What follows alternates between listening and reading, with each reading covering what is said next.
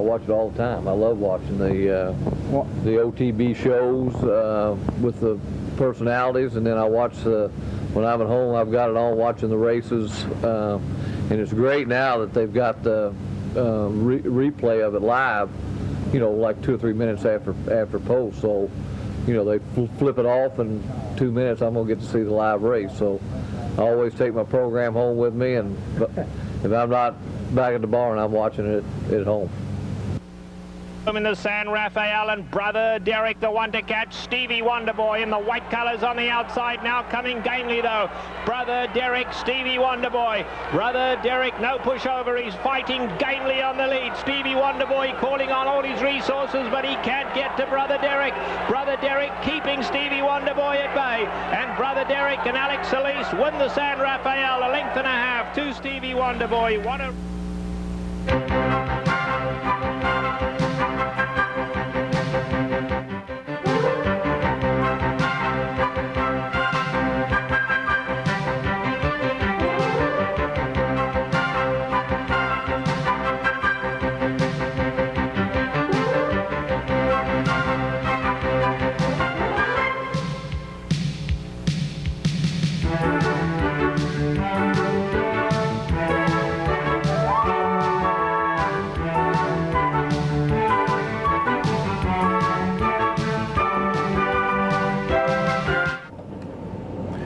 Good morning, everyone, and welcome to Down the Stretch. Along with my colleague Mike VIETCH, the racing columnist with the Saratogian, I'm Mark CUSANO, welcoming you to this morning's program on yet another very pleasant January Saturday. In front of us, 60 very busy minutes as we talk about the world of racing. On the eve of the Eclipse Awards, we will unveil, a little bit later on in the program, we'll unveil the ballots of the 7 local voters. We'll take a look, and you just saw a preview of it, a major 3-year-old race out at Santa Anita between Stevie Wonderboy and Brother Derek. My partner will have another pedigree profile on the road to the Derby, and oh brother, what a pedigree this one is. And Jerry Bailey makes major news. So all of that and much, much more if you stay with us for this, our 3rd show of the new year. Partner, good morning. Well, good morning. And Mark, I'm going to use your words in front of us. There's something very important coming on Tuesday in Albany, and a lot of our audience and the audience of all of Capital OTB that watches Gene and Tom and Nick and Anthony and all the shows that are taking place here. You call us frequently about the future of New York racing. Tuesday in Albany, the Lewis Swire Theater, at the Egg, starting at 9:30. You can watch the ad hoc committee on the future of racing in action. Hope you will go and listen in and see where the proceedings go, but Tuesday's a pretty big day as far as your concerns that you've asked us for a number of months on the show. And that is open to the public. And key words, how about open that? To the public. Sometimes Mark and I wonder if they really want it to be, but they can't get away from it Tuesday. Tuesday morning, 9:30 at the Egg, the Lewis Swire Theater at 9:30. Open to the public. It's your meeting. That's right. It's going to be quite interesting. All right, let's get started. And the big news this past week coming from Jerry Bailey as the Hall of Famer officially announced his retirement. Beginning next Sunday, January 29th, Jerry Bailey will no longer be actively one of the greatest jockeys in the history of the sport. The greatest turf rider that I've ever seen, and one of the greatest money riders I've ever seen, the 48-year-old Bailey was elected to the Hall of Fame in 1995. These are just some of his career stats. A 7 times Eclipse Award winner, and he is a finalist from 2005. 15 victories on Breeders' Cup Day, including 5 wins in the Classic. 6 Triple Crown victories, including 2 Kentucky Derbies with Sea Hero and Grindstone. 4 Dubai World Cups, including Cigar in 1996. 7 times Saratoga Riding Champion, the all-time winningest jockey at Saratoga. He also won 3 renewals of the Midsummer Derby. Jerry Bailey will retire as the 2nd leading money winner of all time, behind only Pat Day. And thus comes the surprise to me. Not the announcement that he was retiring, but the timing of the announcement. Because Jerry said on more than one occasion that he wanted to pass Pat Day and retire as the all-time leading money winner. That will not happen. He will ride for the final time next Saturday at Gulfstream Park in the Sunshine Millions. Hopefully, his final mount will be for his old friend Bill Mott. Jerry will work as an analyst for ABC and ESPN, but this is a huge loss to the sport. He was, and if you watch this show regularly, I've said it for 14 years, he was absolutely sensational. Well, there's no question about that. And when I think of Jerry, I think of a person who had what to me is a really rare, I'm searching for not so much a quality, but a skill. And it's not the skill of race riding, but when I watch him and think of him over the years, I see a person who I know he loved competition at the highest level, and I know that he got a rush from it.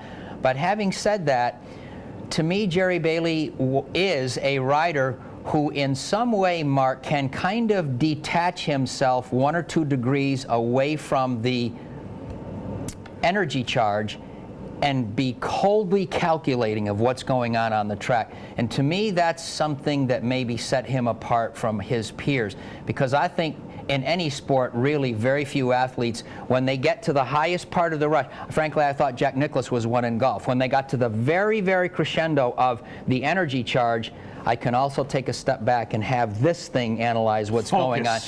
And there's really, you know, I mean, that's pretty rare at the upper level, because they're all great riders per se. He was a degree or a notch above because of that. So yeah, this is a huge, huge thing. From a handicapper standpoint, Jerry Bailey seemingly always put a horse in a position to win. If that horse was good enough, he would do it. But Jerry, whether it be dirt or turf, whether it be an allowance race at Saratoga or the Kentucky Derby, seemed to put a horse in that position. Folks, go back and take a look at Grindstone's victory in the Kentucky Derby. They should make a tape, and they should show all young riders, because I got to tell you, if there's such a thing as a flawless ride in America's biggest race, that was it. But handicapping Saratoga every season, I wanted to know where Jerry Bailey was. I did things with Jerry Bailey. 1 mile on the inner turf at Saratoga, no run into the first turn. Jerry Bailey on a horse from post 10. I would pick him because it was Jerry Bailey. And when Jerry Bailey got into and out of that critical first turn, by taking a horse from post 10 and getting to the hedge, only Jerry Bailey could do it. He was absolutely the finest turf rider I have ever seen, plain and simple. He could see things that were about to happen, and he would make split-second decisions, and the great majority of the time, he would be correct. How often, and I guess the phrase was coined rail pass, how often did you see Jerry Bailey come up the hedge to beat somebody else? He was absolutely great, and we wish him all the best in all future endeavors. Congratulations also go out to Hall of Fame jockey Russell Bays. Russell captured the Isaac Murphy Award from the National Turf Riders Association. The award goes to the jockey who rides the highest percentage of winners with a minimum of 500 mounts. And last year, Russell rode at a 30.1% winning percentage. Ladies and gentlemen, that marked Russell Bays' 10th Isaac Murphy Award. Partner, how many years have they had the Isaac Murphy Award? Yeah, you know, give somebody else a chance, Russell. You know, you're great. But they've had the Isaac Murphy Award for 11 years. Russell has won it 10 times. Who's the only other rider to win the Isaac Murphy Award? Don't ask me. You bet. You know, I know. It's Ramon Dominguez. Okay. Congratulations to Russell Bays. Time for emails. We begin with Joe. Joe, thank you. Gentlemen, I was looking for your opinion on the above-mentioned race, the San Fernando Breeders' Cup. I have to admit I like Canteen quite a bit in here. And I thought P-Val waited too long on him, then made a worse decision by trying to send him through the rail. Despite coming to an almost dead stop, he almost got up to win. My question is this: is Canteen a player in the older horse division? Let's take a look at the San Fernando. Canteen is 5th on the fence. Take a look, top, bottom of the screen, 5th on the fence. And he is buried. The eventual winner will be number 4, Unbridled Energy, who got lucky right here, split horses, saved ground on the turn. Look where P-Val and Canteen are. Partner, despite all this trouble, he's only going to get beat about a half a length. Yeah, you know, he's he is a very, very talented horse. And I tell you, I'm glad this question came along, and here he comes swinging out now. I'm glad this question came along. I think about this time last year, or late in '04, he was on a few Derby watch lists. Yes. Now, I don't think he ever rose very high. Right. But there were 2 reasons that he was. First, his trainer Neil Drysdale, and second, because he's a half-brother to Strode's Creek, who finished 2nd in the Kentucky Derby, I think, to go for Jim. So the pedigree was there, the trainer was there. He never moved through those things last year, but directly, do I think he can be a player with Neil Drysdale as his trainer? Absolutely, I have no question about it. Joe, he can be a player.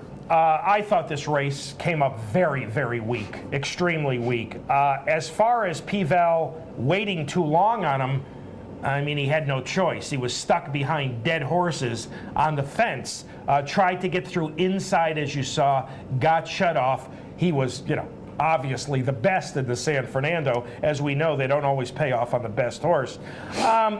You know, because it is Neil Drysdale, he's got every right to move forward. But again, I thought that was a very, very poor field. We will keep an eye out on Canteen, who P-Val has said is a difficult horse to ride. Now, for the 4 of you folks who stopped me during the week and asked me about Capital OTB last Monday night, showing the first race at Mountaineer, which was a maiden claimer, and not showing the Santa Ynez in its entirety.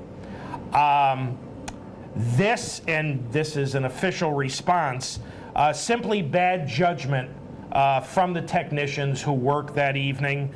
You obviously don't show a maiden claimer from Mountaineer when the Santa Ynez was running. They unfortunately picked it up in progress. But folks, that's all I can tell you officially. Bad judgment from the technicians who worked that evening. Let's take a look from start to finish at Monday's Santa Ynez, featuring the return of Folklore, who is number 1 here. This is her 3-year-old debut off victories in the Breeders' Cup Juvenile Fillies and that huge win last year in the Matron. Now she is facing a less than stellar field. But folks, when 2-year-old champions come back at 3, I would say more often than not, they get beat when they come back. Wayne Lucas ran a short filly here, and he basically admitted so after the race. Folklore is going to end up finishing 3rd, beaten about 3/4 of a length. Now, fortunately for those who back Folklore, her stablemate, number 1A, Dance Daily, is going to win this by a nose over Tallulah Lula. Partner, your thoughts on Folklore. And in a moment, folks, I'm going to talk to you about 2-year-old filly champions going on at 3. Well, I thought it was a good comeback. My thoughts are that, you know, and this is the old-fashioned part of the way I look at a race. She gave 9 pounds to everybody here. She probably should have given him 19 pounds. I thought it was a very good comeback. I'm sure she was short. The objective is not necessarily to start off by winning all the big races early in the year, but wait till the championship races down the line. That said, 2-year-olds coming off of big efforts in the Breeders' Cup frequently do not win. We're going to have another case of that a little later in this show. The stablemate's interesting because, you know, she started off like a house of fire early in her 2-year-old year. I am pretty sure because I remember watching the race. I believe from her maiden victory, Lucas, as he frequently does with Dance Daily, $600,000 purchase, I think he ran her against the boys in a 2-year-old stake at Churchill. Yes. That's a pattern of his. I think it's a great pattern. And then she seemed to just go backwards after that particular thing. He said her last race had to do with her not liking the surface. So if you follow him and follow her, not a shocker. I thought the comeback by the champion was excellent. 7 furlongs is a hard distance to come back at. and I think 9 pounds makes a difference. I always will. I didn't think her comeback was excellent at all. I thought the field was awful, and I thought it was a mediocre comeback. I agree with you. There's no point to have her the screws fully turned. But then again, why would you come back so early in January? So she's going to have to show me a lot more than that. I thought it was a pretty mediocre comeback. Keep something in mind, ladies and gentlemen, since 1989 and 1990. The years when Go for Juan won the 2-year-old and 3-year-old championship. Only one 2-year-old filly champion has come back to be champion at 3. I'm going to give you the break to think about that and tell you who that was coming out of the break. One more email. This coming from Dave and Pat. Gentlemen, what is the status of jockey Richard Migliore? Understanding he's on the injured list. How's he doing? Will he ride again? He will ride again. We tried to reach Richard this morning. He had the leg injury, also a foot injury. His setback was a little more dramatic than originally thought. Also, a horse named Ramsgate ran on Belmont last September 17th, finished 3rd in a 6-furlong sprint. The horse went off about 40-1. I haven't seen his name since. How do you find out his trainer and what track he may have shipped to? Dave, he is in the barn of Bobby Frankel, which means that chances are he's either in South Florida or Southern California. My guess is South Florida. What I would recommend to you and to everyone else is, if you're looking for a particular horse, go to Daily Racing Form, go to one of the other online services which offer, free of charge, stable mail, where you type in the horse's name and you ask to get an email every time that horse works out, is entered, and runs. That's the best way to keep track of a horse.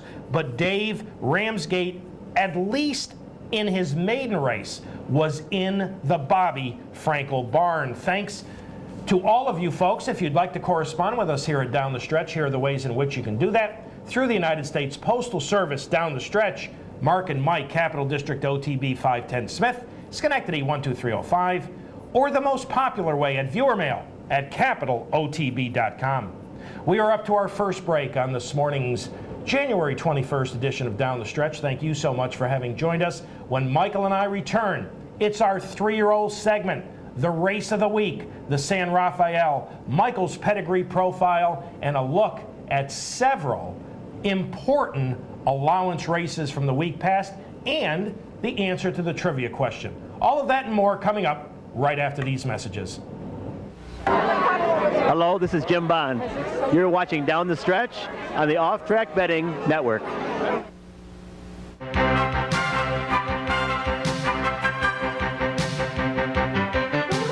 For years I've been telling you where to find Capital Mattress and Waterbed Warehouse. We're 200 yards south of the Circle in Latham.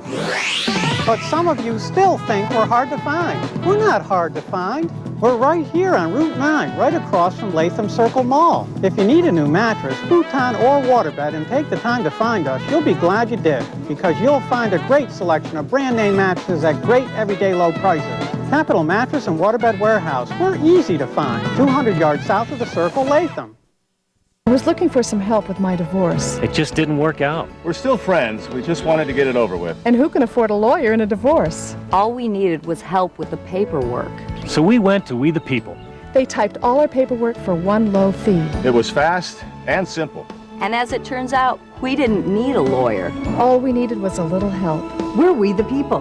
No lawyers save money. We the people, bringing justice to all.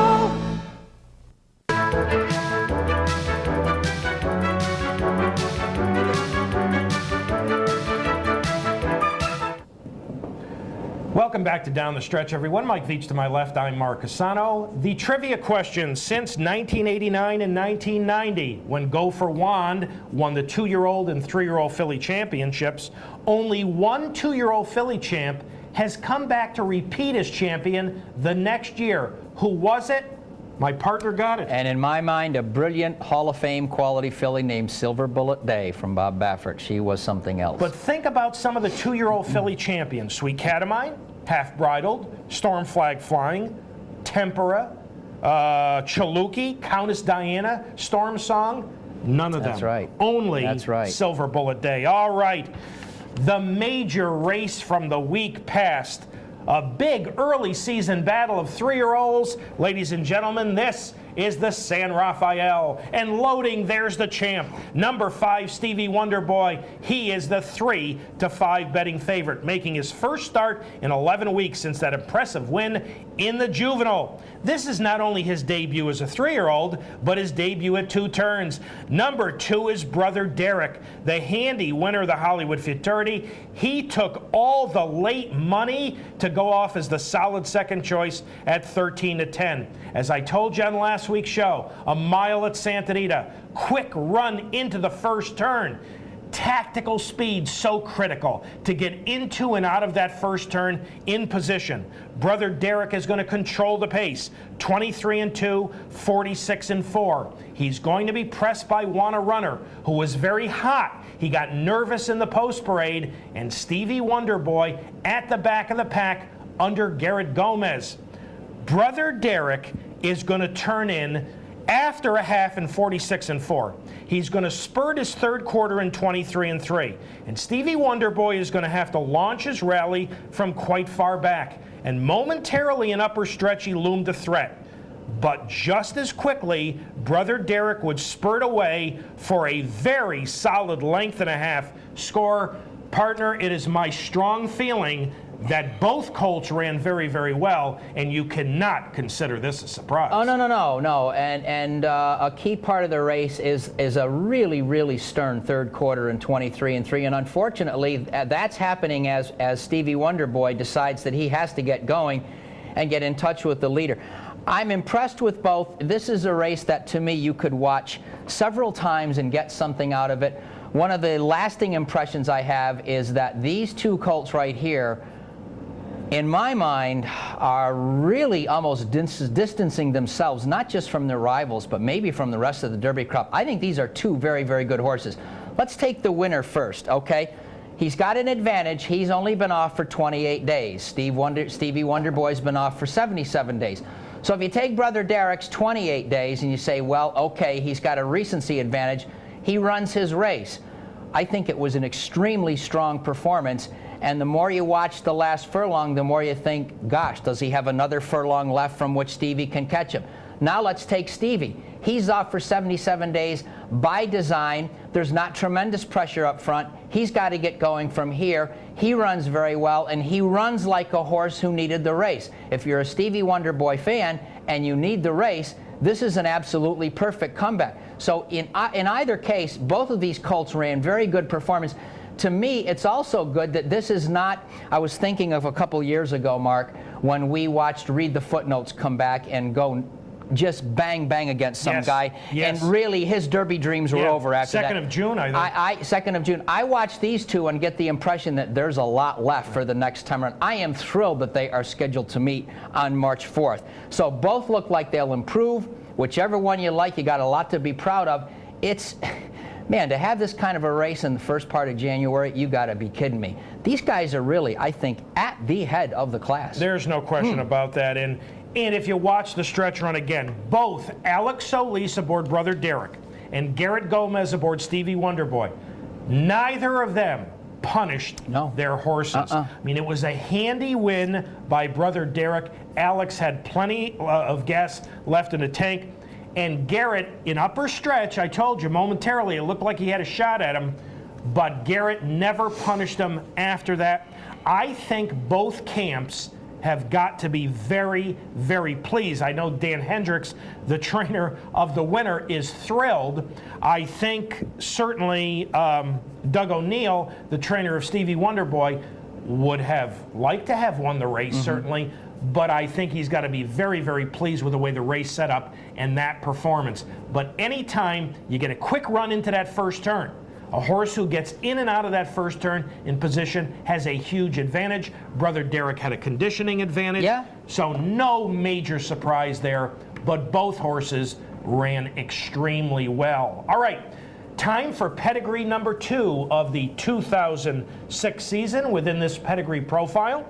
You will watch this colt win the Norfolk as well as the Hollywood Futurity. You just saw him win the San Rafael.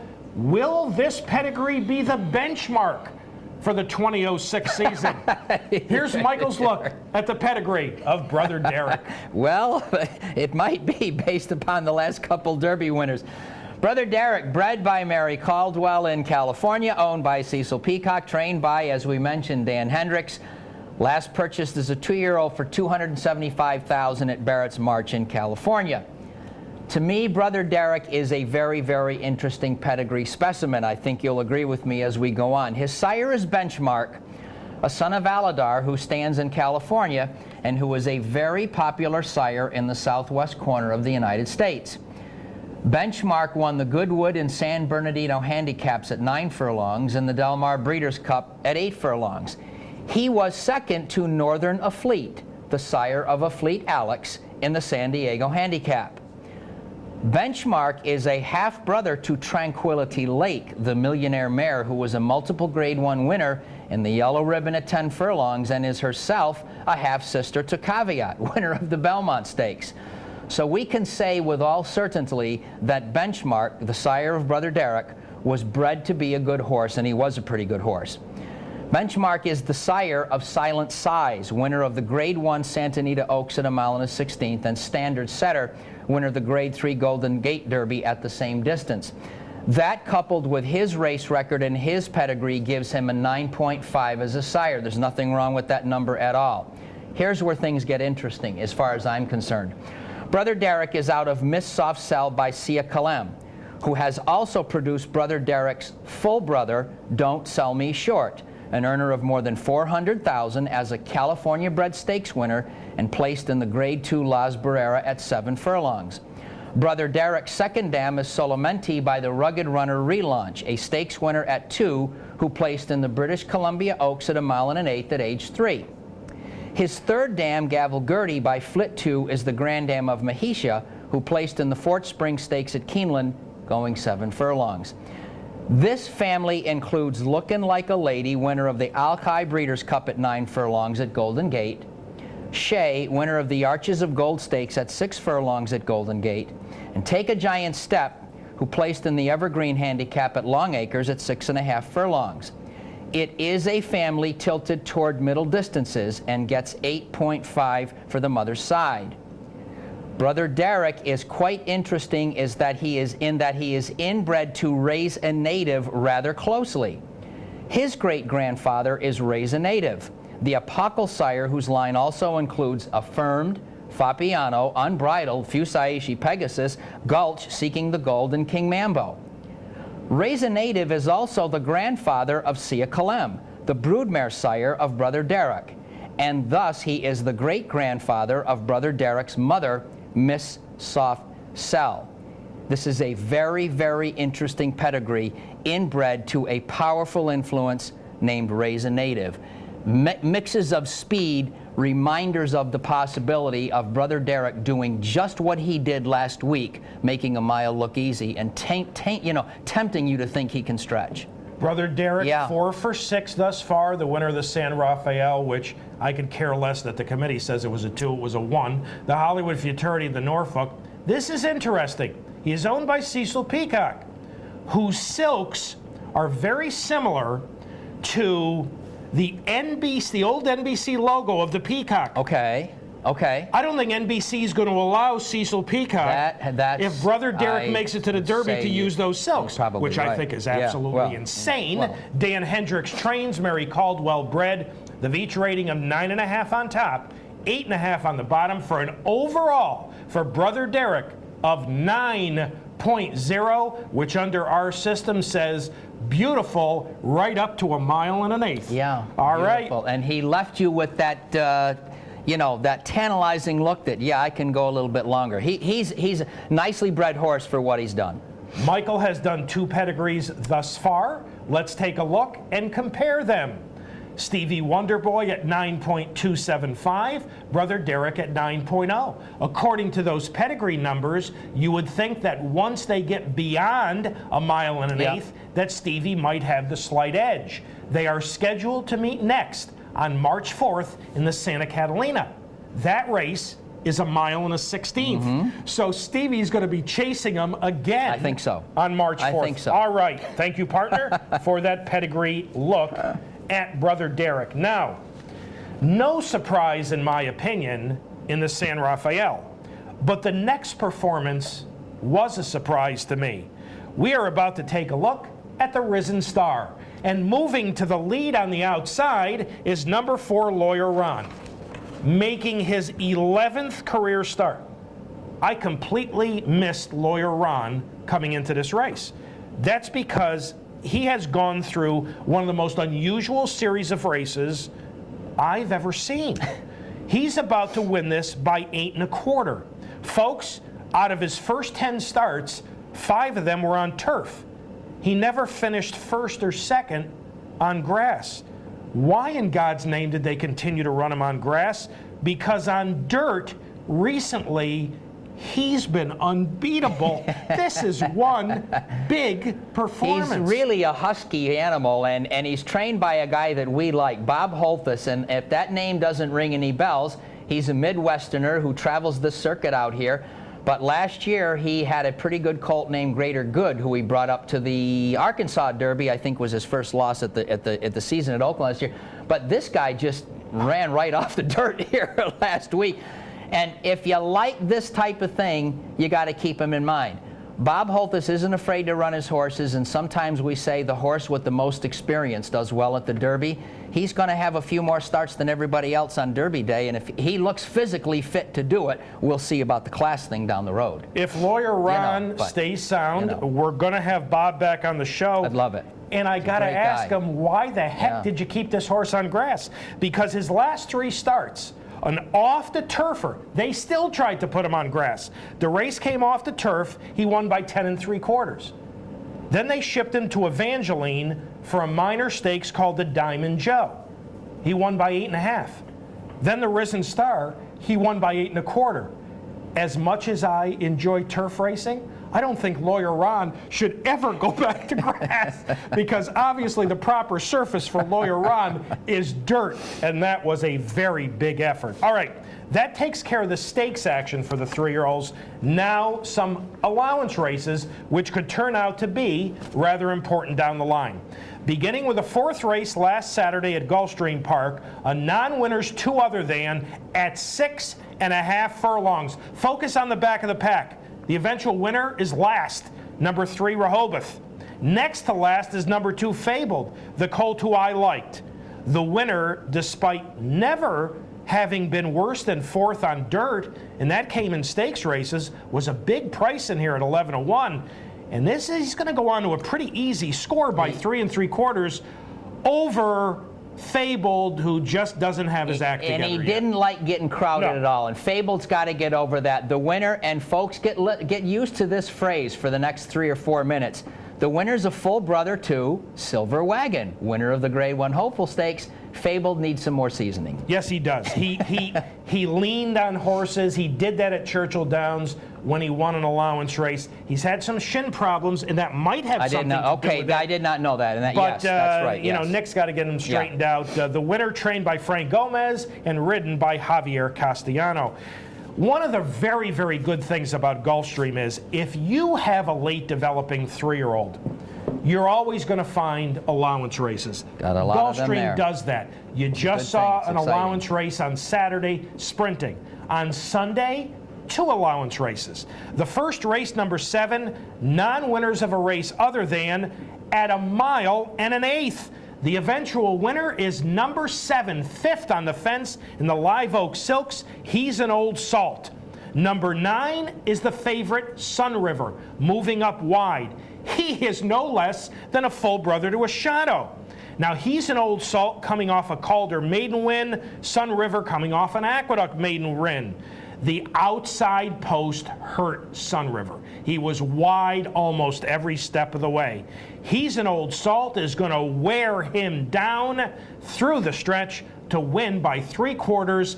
And partner, this is what Gulfstream does for you. If you're ready to go 9 furlongs in entry-level allowance company, they've got a race for you. Well, I'm glad of it, and I'm glad to see this horse run so well. And full brother number 2 to Mongoose, winner of the Grade 1 Don at Gulfstream Park. One amendment to something Mark said, there's no question you got races for you if you're at Gulfstream and you need one. If you own the horse, getting a seat might be another thing to watch the race. Yes, we know there are no seats, but these are two pretty good racehorses. Very enjoyable racing. Again, this race was 1 1/8 miles. Since they reconfigured Gulfstream Park, when you run 1 1/8 miles on the main track, it's a very short run to the first turn. So Sun River was up against it with a post position. True. He ran pretty well. Yeah, he did. It's only his 3rd lifetime start, but he's an old salt by broad brush. This is a Zito work in progress. Yeah, I agree with that. Yeah, that's, you know, broke his maiden at Calder, going 1 1/16 miles. Yeah. Now he goes to entry-level allowance company, going 9 furlongs. A perfect Nick Zito work in progress. 2 races later, Sunday afternoon at Gulfstream Park. Again, entry-level allowance company, this time at 1 mile. In front is number 7 Laptop Computer, but take a look at the horse rallying on the outside in the Darley Silks. This is number 10 Barbican, off a Calder maiden score at 7/8. Owen Hardy now moves him to 1 mile, and I got to tell you, I was really impressed by this This was the one that personally I liked of the 3 that we watched, because there was actually more than one move by him in the entire race from start to finish. And full brother number 3 is none other. This is a full brother to Tempera, mentioned earlier by Mark, winner of the Breeders' Cup Juvenile Fillies. Huge pedigree here. I thought that was quite a and he looked like he needed the race, but he just has worlds, we think, of natural ability. But this is what you get at Gulfstream Park. Owen Hardy here had Barbican break his maiden at 7/8. Didn't feel he was quite ready to go 9 furlongs. Yeah. So Gulfstream offers a 1 mile race, a nice progression. But I got to tell you, that son of AP Indy was that impressive. was the one that I liked. In his debut, he got his doors blown off by Bluegrass Cat, but Owen Hardy doesn't have him cranked first time out. No. So he is progressing very nicely.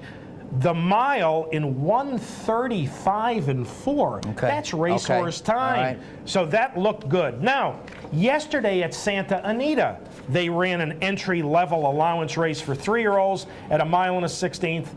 Unfortunately, we don't have the video for you. It featured Bob and John, the Stoner Side colt, who was 3rd, you know, kind of a no-factor 3rd in the Hollywood Futurity, returning to allowance company, and he basically dominated the race from his outside post. And Bob Baffert is saying that he expects Bob and John to get better as he matures and to get better as the distance. He made an interesting observation in the post-race interview. He remarked that he kind of reminds him of Real Quiet. Now, this horse is 300 pounds bigger than Real Quiet, but it was interesting for him to say he needs a lot of racing, and good for us. You know, he's okay. I mean, that was what he had to do, and what he did do yesterday. It was a nice performance. Thursday in Dubai, an allowance race for 3-year-olds at about 7 furlongs. And Well Armed, a horse owned by Windstar Farm, but trained in Europe by Clive Britton, was a very handy winner. And we need to congratulate Jim Corns, our friend, who appeared on Gene Wood's News Desk show and gave out Well Armed, who paid $30. Clive Britton, who I believe sent Bold Arrangement to run second to Ferdinand back in 1986. Here is a quote from Clive Britton when talking about Well Armed, a son of Tisnow, and I'm quoting, "Will win the UAE Guineas, the UAE Derby, and the Kentucky Derby. I've never been a man to mince my words," end quote. All I can say, folks, is if he wins the UAE Guineas and the UAE Derby, we better pay attention. There's no truth to the rumor that he's a brother to Dan Borislow. So. Yesterday was opening day at Oaklawn Park, and a couple of interesting maiden races for 3-year-olds yesterday, both going 1 mile. Talk about pedigrees. The first one went to Jolted and Jostled, a son of Jostle for John Service. By Stormcat, so they paid a little money to breed to Stormcat. Gutsy, workmanlike win from post 12, broke his maiden, but not as quick as the other one Mark is going to mention. And then a couple of races later, Neil Howard, was this a first-time starter? That I don't know, and Brilliant. I should know. Brilliant, a Son of War chant won for Neil Howard, the same 1 mile distance. Jolted and Jostled ran it in 1:40 3/5. Yeah. Brilliant ran it in 1:39 flat. Maybe Neil's got another one along with music school that to get interested in. So there's kind of a recap of the 3-year-old action from the week past. And we are up to our final break on this morning's January 21st edition of Down the Stretch. Thank you so much for having joined us on this very pleasant January Saturday. When Michael and I return, we will unveil the ballots of the 7 local Eclipse voters. You'll get an idea of how we feel in the 16 categories of the Eclipse Award. So we'll be back with all of that right after these messages. Hey, I'm Rick Violet, and in my office we always have on Capital OTB TV.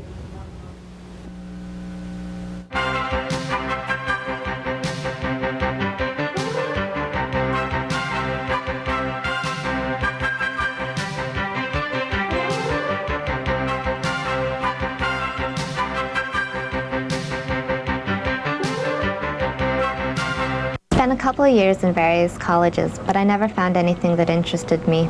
After dropping out the last time, my family thought I'd never get a good job. But I surprised them. I surprised myself. Attending ITT Tech was one of the best decisions I ever made. My life is really starting to take shape. Things keep moving up, and I can't wait for what's next. We are educators helping people build a foundation for the rest of their lives. ITT Technical Institute, education for the future. To find out more, call 1-800-ITT-TECH or visit us on the web.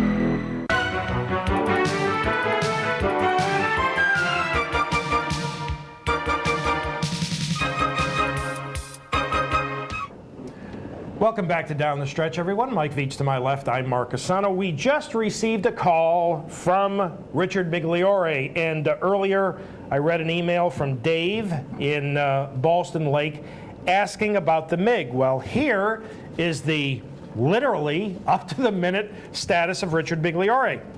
The MiG is hoping to get his medical clearance to come back and start preparing on February 6th. Richard will go to Florida because he's a very intelligent young man, and he will ride horses in the mornings for 2 to 3 weeks to get back into shape. He is hoping to come back to New York and ride beginning March 1st. He is spending 3 hours a day in the gym. Wow. I like to exercise, but I don't think I could spend 3 hours a day in the gym. I'm trying to go twice. I'm trying to go twice a week. I've heard for an hour and 15 minutes. It's just been done wonders for your personality lately. So 3 hours a day in the gym, but the MiG, good news, he's on his way back. Hopefully everything will be fine. Look for him to resurface here in New York on about March 1st. All right. Monday evening in Beverly Hills, the Eclipse Awards. Now, there are approximately, I believe this year, there were approximately 260 ballots returned, which is about 81.5% of all the ballots sent out. We have 7 local voters here in our area. They are Warren Alber from the Glens Falls Post-Star, Bill Heller, my colleague at the Daily Gazette, and a gentleman who has been elected to the Harness Racing Hall of Fame, along with our friend Virginia O'Brien. Nick Kling from the Record and Track Facts, Dave Litvin from Daily Racing Form, John Preachy, who you see here on the network, as well as Michael and myself. There are 16 categories in Eclipse voting, equine and human. We're going to show you the votes in each and every category, beginning with the 7 categories that were unanimous choices for us across the board. Let's take a look at the categories that all 7 of us agreed on. In the steeplechase category, McDynamo. 2-year-old male, Stevie Wonderboy. 2-year-old filly, Folklore. 3-year-old male, A Fleet Alex. Older male, St. Liam. Older filly or mare, Shadow. And trainer Todd Pletcher. So only 7 of the 16 categories were we unanimous across the board. And you know, folks, in the years that we've been doing this, the local voters, the way we perceive the categories really has been very solid with the outcome of the voting. Now, you know, the voters themselves have changed a little bit, but those are the 7 categories that we all agreed on. Now, let's begin with the 9 categories, or take a look at the 9 categories which we were not unanimous, beginning with champion 3-year-old filly. And taking a look at this, Smuggler got 6 out of 7 votes. The only non-Smuggler vote was Indian Vale from Dave Litvin. Now, when I asked everybody to send me their ballots, I also stated that if you came up with a quote-unquote unusual selection, please send me your reason why. So I'm not editorializing here, folks. I'm reading you, in this case, what Dave Litvin sent me, the reason he voted for Indian Vale. She was consistently faster on figs by several lengths. Would have been the heavy favorite had all 12 nominees raced against each other at year's end. She beat older males in a grade 2. That was enough in Dave Litvin's mind to give her the nod over a weak division. But the local voters go 6 for Smuggler, 1 for Indian Vale, who is not, by the way, a finalist. All right, moving on to our next category, champion sprinter. This was not unanimous. Let's take a look at the 7 local voters for champion sprinter. Are we getting into a routine here? 6 for Lost in the Fog, and Dave Litvin for Go Sapper. Here is David's explanation on why he voted for Go Sapper. The Met Mile was a long sprint. His performance, the best sprint genre by several lengths. Lost in the Fog was superbly managed, but folded badly in the Breeders' Cup Sprint when confronted by real pace pressure for the first time. As a big believer and proponent of pace figures, I couldn't crown him a champion with such a glaring deficiency. So 6 local votes for Lost in the Fog, 1 vote for Ghost Zapper. Now, moving to the proper surface. This is the category which I have felt all along, of all the equine categories, will be the closest vote of them all. I think it will be, yeah. Ladies and gentlemen, the turf male. And you know what? If the local voters are indicative of the final result, man, is this going to be close. Warren Alber, Bill Heller, Nick Kling, as well as my partner, 4 votes for Artie Schiller.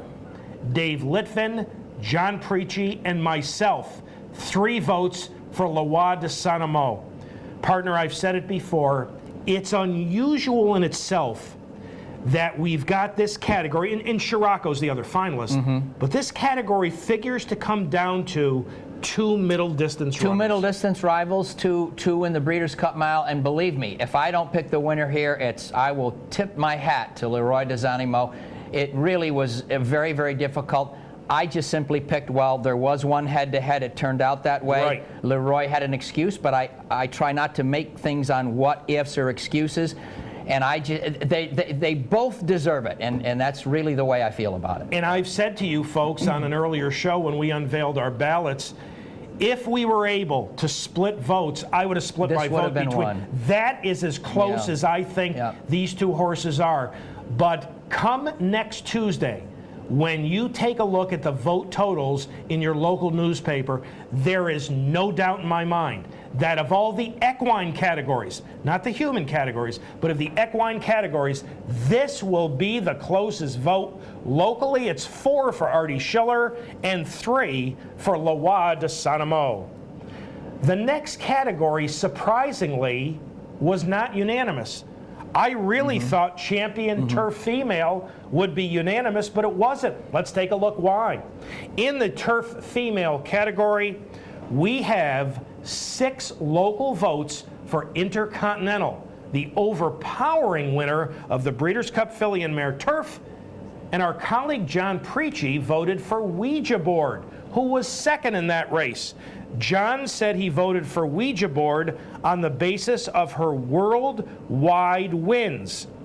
John said no requirement for a foreign horse to win a United States Grade 1 or a United States Stakes race of any kind. So John went to Ouija Board.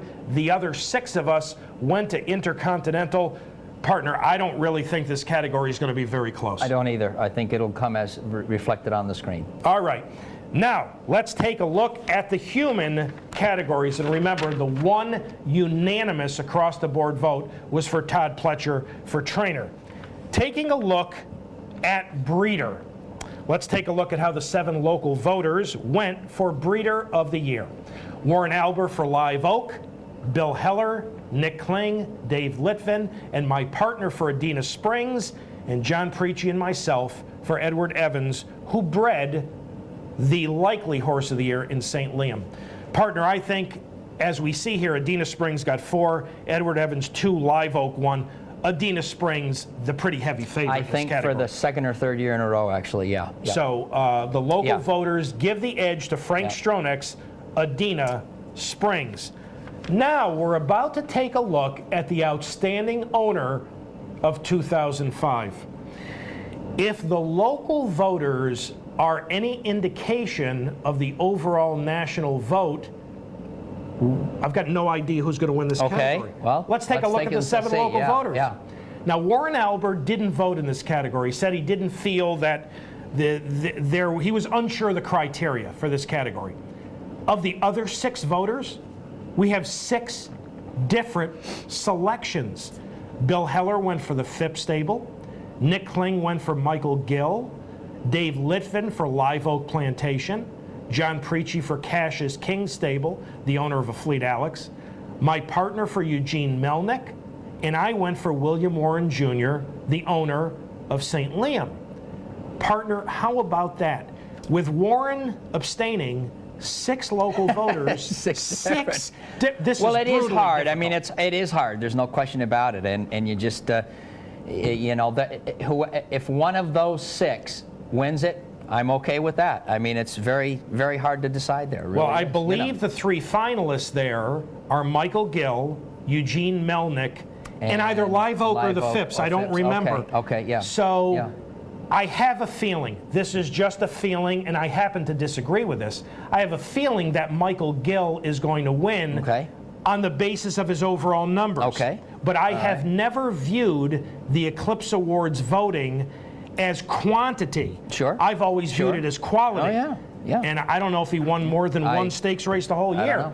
But that category, as you can see from the local voters, absolutely wide open.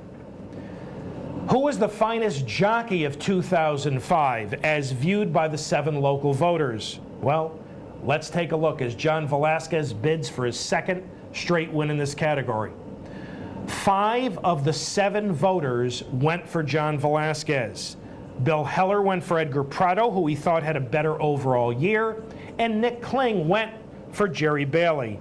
Nick said it was an amazing production from few mounts, and it suggested that he was as good as ever. And Nick felt he deserved recognition over sheer numbers from John Velasquez. But according to the votes from the local voters, 5 of the 7 for John Velasquez, who figures to be the solid favorite in that category. One of the categories which is difficult every year is apprentice jockey, because we simply don't see all of these riders all that often.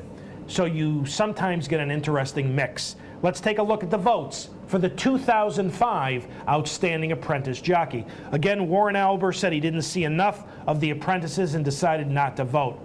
Emma Jane Wilson, the Canadian apprentice who captured the Woodbine riding title, which is a pretty amazing feat. That is something. You know, it really is. I mean, that's why we voted for her. Yeah. I mean, I saw Emma Jane ride like 10 races. I probably didn't see her that many. But that was a tremendous accomplishment. Emma Jane Wilson gets 5 votes. Dave Litvin voting for Channing Hill, who had a very, very good year here in New York. But Emma Jane Wilson appears, on the basis of the local votes, to be the solid favorite in the apprentice jockey category. And finally, the most important award of the year, the 2005 Horse of the Year Award. It was not unanimous. Let's take a look at the local voters and their Horse of the Year selections. 6 of the 7 local voters went for St. Liam. Only Nick Kling went against St. Liam. He went for a Fleet Alex. And here is his explanation. Horse of the Year should be reserved for the thoroughbred that, as closely as possible, encompasses 3 distinct attributes: brilliant performance, was an uplifting presence for racing fans and the sport, and 3, embraces the historical tradition of racing. A Fleet Alex is that horse. St. Liam was a nice horse. A Fleet Alex was one for the ages. So Nick Kling goes to a Fleet Alex. The other 6 voters go to St. Liam. Partner, we know that every year the 3-year-old male category is the glamour category. Yes, it is. I mean, we follow yes, them. Yes, it is. Sure. But we really feel that St. Liam should be a solid winner in this category. I think he will be, and I personally think that he should be, but I don't disagree with Nick's analysis of what a Fleet Alex meant. No, not at all. So thank you very much to Warren Alber and Bill Heller and Nick Kling and Dave Litvin and John Preachy. Monday evening in Southern California, the announcement of the winners of the 2005 Eclipse Awards. All right, one final reminder for those of you who would like to correspond with us here at Down the Stretch. Here are the ways in which you can do that. Through the United States Postal Service Down the Stretch, Mark and Mike, Capital District OTB, 510 Smith, Schenectady, 12305, or electronically at viewer mail at capitalotb.com.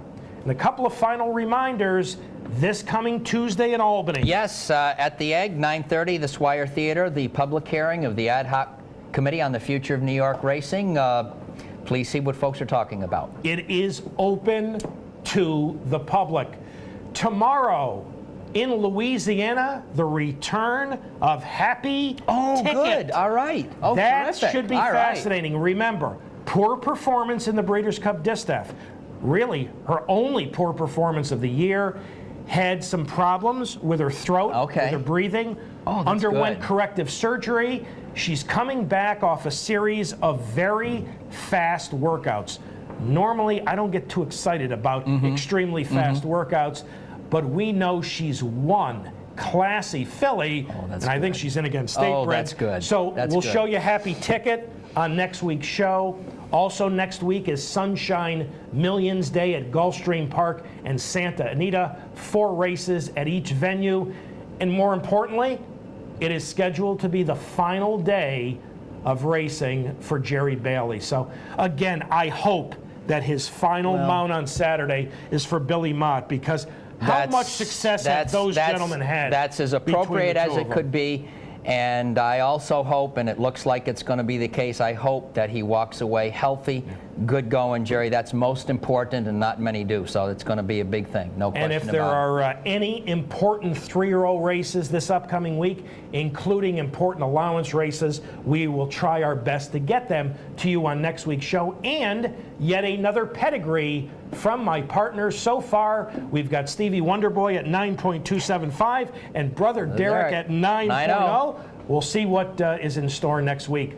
Time to thank all the folks who helped get this week's show on the air. Pete Persico directed, Pat Peretta, Kurt Flick, our associate producer, Julie Hoxie. Thanks to one and all. Have a good weekend. You too. You too. Enjoy this final, I guess it's, few hours, I guess. We didn't think we'd be having another day like this on this Saturday. It's been enjoy great. It. Yeah. Ladies and gentlemen, and thank you so much for having joined us this morning, as always. Enjoy all the wonderful racing action from coast to coast here at Capitol. Have a terrific weekend and a wonderful upcoming week. And Michael and I will see you next week.